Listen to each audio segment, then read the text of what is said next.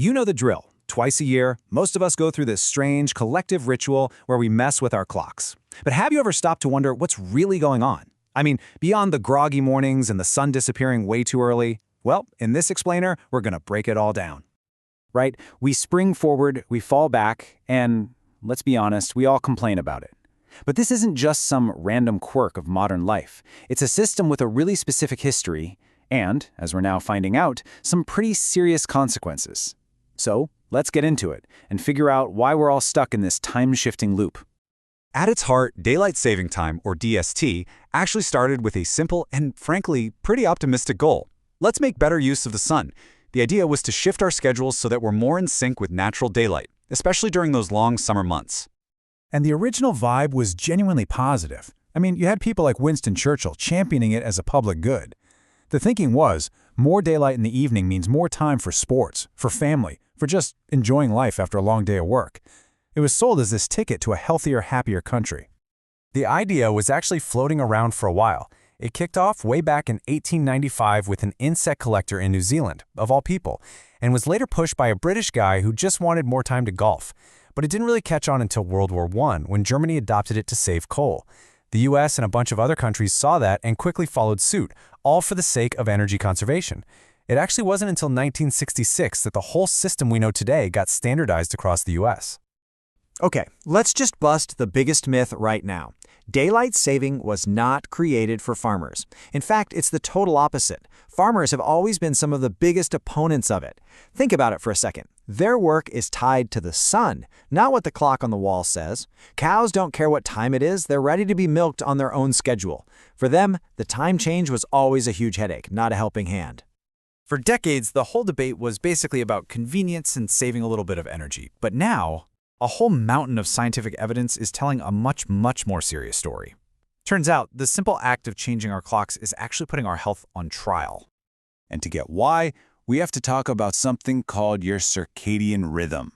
This is basically your body's internal 24-hour master clock. It's a super powerful regulator, and it's fine-tuned by light and darkness. It tells you when to be tired, when to be awake, and it runs critical stuff like your metabolism.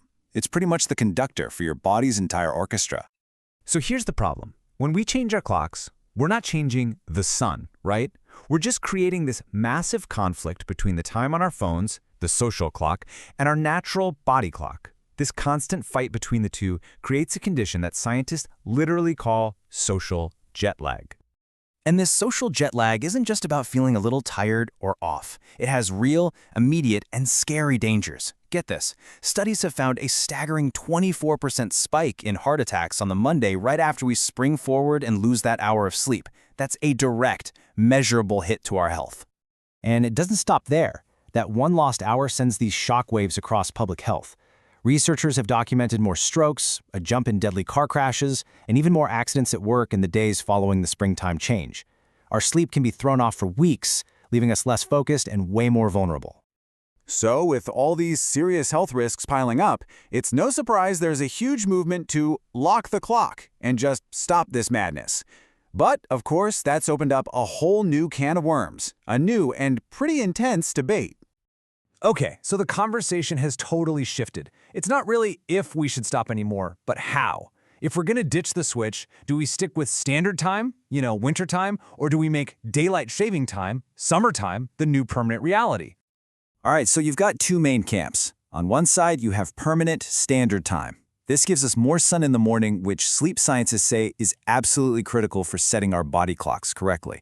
It's the one backed by big health groups like the American Academy of Sleep Medicine. Then, on the other side, you have permanent daylight saving time, which gives us that extra hour of light in the evening. This one is really popular with business groups who say it gets people out shopping and spending money after work. So you have this classic showdown. What's best for our biology versus what might be best for business? To try and settle it, researchers decided to step in and model the long-term effects of each choice to see if they could give us a real data-driven answer. And a huge study from Stanford Medicine did exactly that. These scientists built this really sophisticated model to predict what would happen to the nation's health under each of the three scenarios: keeping the switch, locking in DST, or locking in standard time.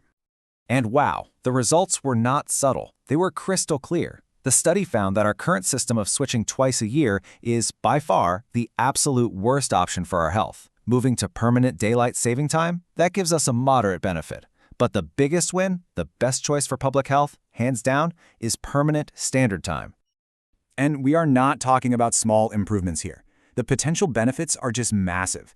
The Stanford model estimated that if the whole country switched to permanent standard time, we could prevent around 300,000 strokes and 2.6 million cases of obesity every single year, all just by getting our daily lives back in sync with our natural body clocks. It's insane, right? All right, so let's boil all this down. What do we learn? 1. Changing our clocks twice a year is actively hurting us. Period. 2. Morning light isn't just nice to have. It's the key that winds our body's clock.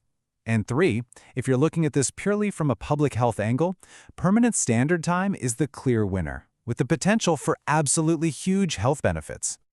But of course, this debate is far from over. The science is pointing strongly in one direction, but economic interests and just plain old habits are pulling hard in another. And that leaves us with a really fundamental question to chew on. Is that extra hour of evening light really worth the massive cost to our collective health? That's the real choice we have to make.